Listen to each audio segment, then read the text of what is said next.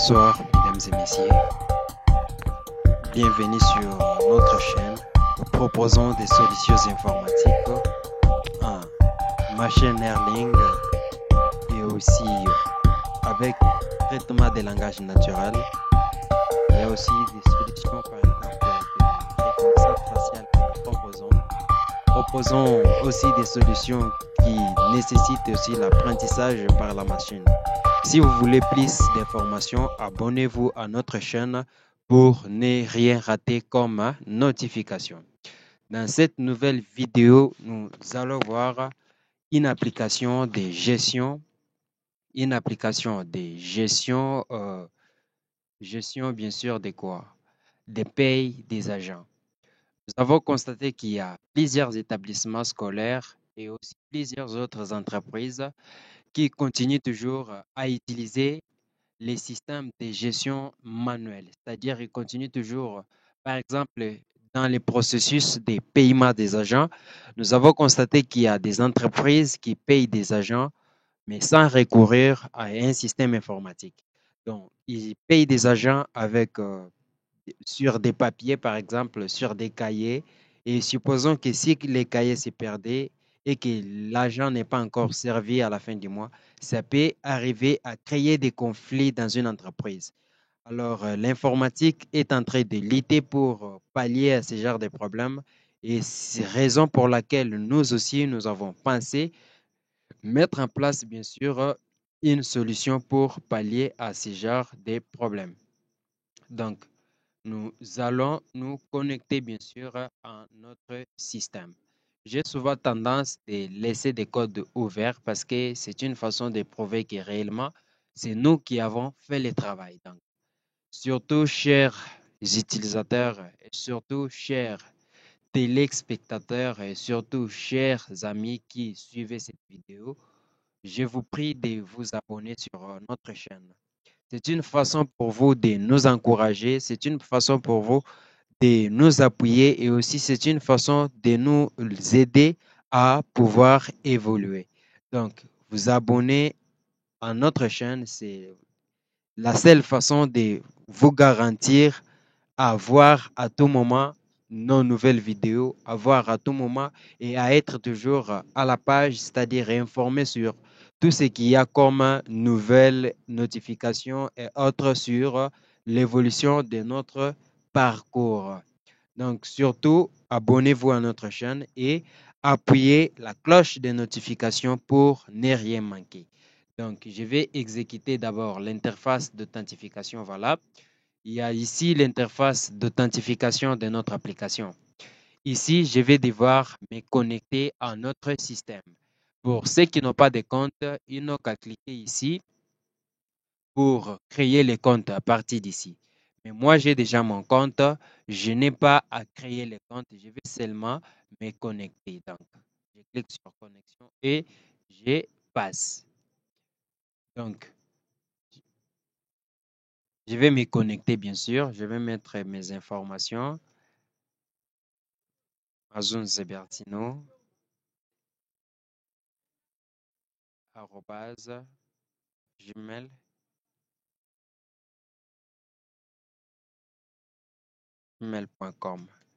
Pour ceux qui me suivent un peu attentivement, ils savent déjà tout ça. Je mets les mots de passe et je me connecte. On dit, nous sommes ravis de vous revoir, bien sûr, parce que j'ai mis les informations correctes. Si j'allais mettre des informations qui ne sont pas correctes, je n'allais pas me connecter. Et ici, nous avons les menus principaux de notre application. Nous avons les modules paiement, c'est-à-dire c'est par ces modules où on gère les paiements. Nous avons listing, les modules chargés de gérer bien sûr la liste de tous les professeurs et voilà quelque chose un peu comme ça. Et ici, nous avons les bons de paiement, c'est-à-dire à chaque paiement d'un enseignant, les systèmes gardent l'exemplaire d'un bon de paiement qui sont sauvegardés dans la machine. Au cas où ça arrivait qu'on puisse recourir à des archives, on peut seulement chercher dans la machine à l'aide du numéro matricule de l'enseignant pour avoir toutes les informations concernant cet enseignant, concernant son paiement. Voilà. Et ici, nous avons les menus développeurs. C'est là où il y a toutes les informations concernant les développeurs. Voilà, il y a toutes les informations. Il y a là mon adresse Facebook, Twitter, WhatsApp et Instagram et YouTube. Voilà, quelque chose un peu comme ça. Donc, je vais rentrer sur menu. Ce qui nous intéresse plus, ce sont les menus qui concernent exactement, ou bien les modules concernés par cette application. Pour la première des choses, je vais devoir voir à l'aide du module paiement comment se passe le processus de paiement des agents. Je clique là-bas et voilà, je suis sur cette interface. Vraiment une belle interface selon moi. Donc,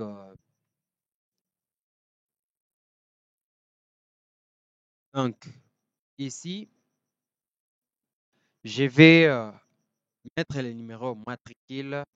Je vais mettre le numéro matricule de l'enseignant, par exemple, que je vais payer, ou bien de l'enseignant que nous voulons payer. Voilà. Là, je mets, par exemple, 9070 comme le numéro matricule de l'enseignant. Je mets le nom, par exemple, Jean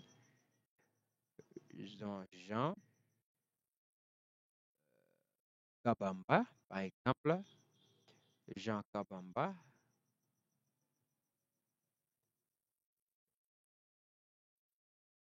Jean-Pierre, disons, je mets Jean-P. École, je mets, supposons, ISC. Identifiant, j'ai fait quelque chose comme ça. Année académique 25-26, ça ne dérange pas. Date de naissance, on s'en fout. Mon adresse email, on fait aussi quelque chose comme ça. C'est juste un titre d'exemple. Contact, on fait aussi ça. Niveau d'études. Bon, lui, c'est un licencié. C'est un master. Master. Expérience, j'ai fait quelque chose comme ça. Adresse aussi, je bricole quelque chose comme ça. Ben, la partie qui nous intéresse plus, ce sont des informations concernant salaire. Comment gérer cette partie? L'idéal, c'est quoi? C'est que nous avons constaté des ratures, des recherches qui prennent beaucoup de temps dans des gestions manuelles. C'est pourquoi, avec l'informatique, nous avons pensé mettre en place une solution qui va devoir, bien sûr, pallier à ce genre de problèmes. Alors, c'est pourquoi, avec cette application, ici, on écrit les mois, par exemple, mai, mars, année, on met, par exemple, 2022.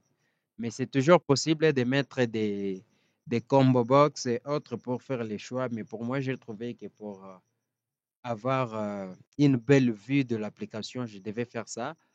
Et puis, le nombre d'heures prestées par jour par cet enseignant, par semaine, par mois. Supposons que j'ai presté 30 heures par mois. Et il est principalement le prof de l'informatique. Le montant qu'il est payé par mois, c'est 4 $. Maintenant, à partir d'ici, on peut cliquer maintenant sur le bouton calculer pour trouver le salaire net. Calculer le salaire net est de 520 $. Il est payé 520 $ par mois. Après ça, qu'est-ce qu'on peut faire? C'est-à-dire, dès qu'on clique sur le bouton calculer, et directement, on a toutes les informations qui s'affichent du côté facture. On a les informations déjà qui s'affichent du côté facture. Notre facture est là que nous avons généré automatiquement. Donc, après ça, je clique sur Save. Là, on me dit, vous avez enregistré avec succès. C'est-à-dire, j'ai enregistré et les informations dans la base de données, mais aussi j'ai enregistré la facture dans le système. Et maintenant, je fais ça, tout est enregistré. OK. Je vais enregistrer une autre personne, par exemple, qui va être payée. Je mets le code 1, 2, 3, 4, le nom Liévin Poyo. Lui aussi de l'ISC, bien sûr. Identifiant, je fais ça. Mail, j'ai fait ça. Tout ça, contact, j'ai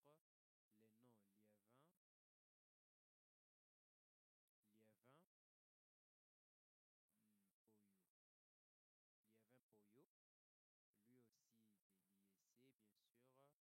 titre. Lui également, c'est master. J'ai fait quelque chose comme ça. Adresse, j'ai fait comme ça. Adresse, j'ai fait comme ça. Et les mois pour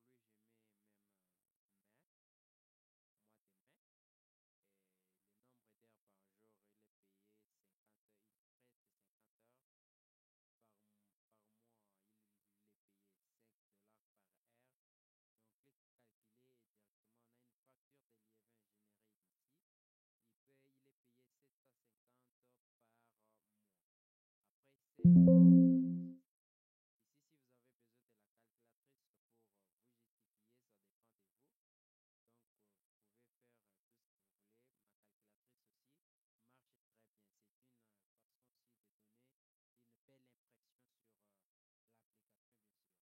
si vous avez besoin de la calculatrice pour vous multiplier, ça dépend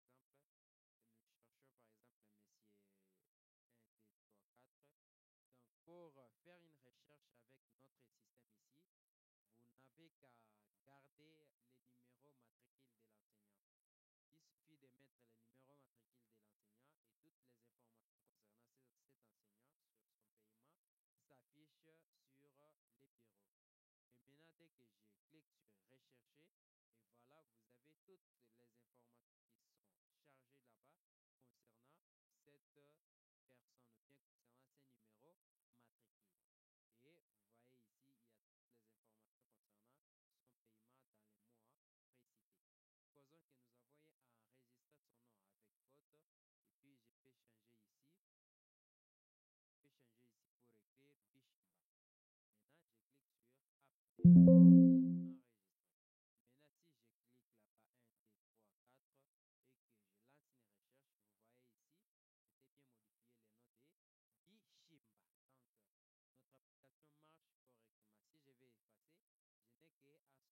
qui sont chargées là-bas concernant cette personne ou bien concernant ces numéros matricules. Et vous voyez ici, il y a toutes les informations concernant son paiement dans les mois précités. Supposons que nous avons enregistré son nom avec faute et puis je peux changer ici. Je peux changer ici pour écrire Bishimba. Maintenant, je clique sur Update et enregistrer. Maintenant, si je clique là-bas 1, 2, 3, 4 et que je lance une recherche, vous voyez ici, c'était bien modifié le nom de Bishimba. Donc, notre application marche correctement. Si je vais effacer, je n'ai qu'à supprimer avec son code matricule et puis directement l'enseignant est parti. Et maintenant, vous pouvez aussi imprimer la facture. Si je clique sur le bouton Print et le système va imprimer et puis on va imprimer, voilà, vous voyez ici, il y a la facture qui est chargée là-bas. Et si vous cherchez du côté icône de l'imprimante ici, vous voyez, il y aura bien sûr cette personne-là dans notre euh, menu voilà, d'imprimante. Donc, maintenant, je vais chercher dans Listing. Listing, c'est pour voir la liste des enseignants qu'on a déjà eu à payer. Donc, ici, j'ouvre Listing et vous voyez là-bas, qu'est-ce que j'ai dit? J'avais enregistré Monsieur Liavant, bien sûr.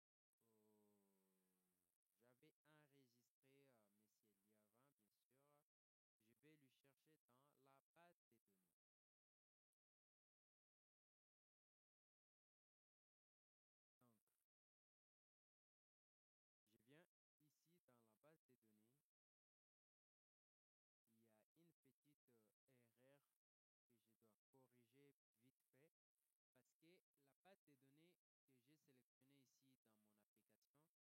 parce que la base de données que j'ai sélectionnée ici dans mon application n'a pas les mêmes chemins que donc je suis ici du côté paiement. Je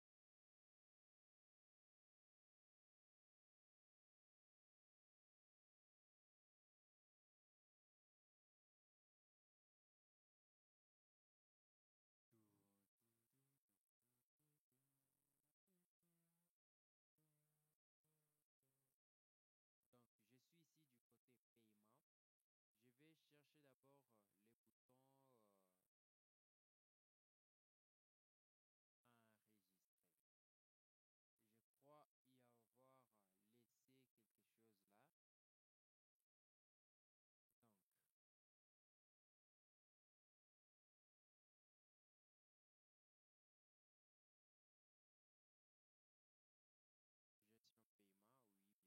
Donc, gestion paiement, oui, bien sûr. Donc, l'erreur est à partir du niveau listing, c'est-à-dire dans listing, j'ai dit laisser une petite faute ici. Donc, la base de données que j'ai appelée ici n'est pas celle que j'ai affichée dans cette partie ici.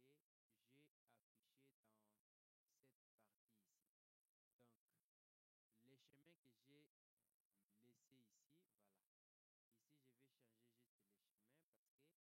que la base de données que j'ai laissée ici n'est pas celle plutôt que j'ai appelée là-bas. Ici, je vais mettre les chemins. Ici, c'est gestion paye. Gestion paye. Et maintenant, si je relance cette interface, vous allez voir aussi les informations concernant l'IE20 que je viens d'ajouter récemment. Les informations concernant l'IE20 et Jean-Pierre. Voilà.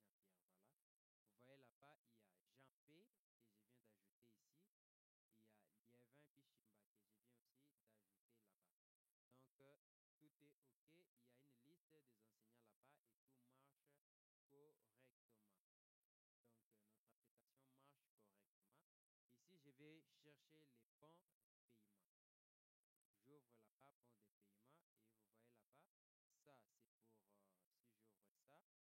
Ici, je vais chercher les bons de paiement. J'ouvre là-bas bon de paiement et vous voyez là-bas, ça c'est pour, si j'ouvre ça, pour vérifier, ça c'est pour quel agent?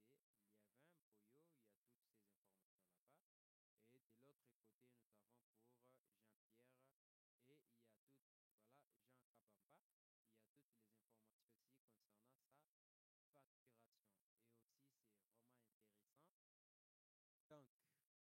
Et aussi, c'est vraiment intéressant. Donc, si vous avez aimé la vidéo, surtout, je vous prie de vous abonner à notre chaîne pour ne rien rater comme notification. Je vais mettre des liens de téléchargement de ces codes sources et ça pourra vous aider à pouvoir orienter vos projets et à pouvoir organiser aussi votre projet. Donc, si le projet vous a plu, bien sûr, je vais copier les liens et puis je vais vous donner pour que vous arriviez, bien sûr, à télécharger ces codes sources pour ne rien manquer et surtout pour vous aider à pouvoir faire évoluer vos projets. Merci beaucoup d'avoir suivi cette vidéo. On se retrouve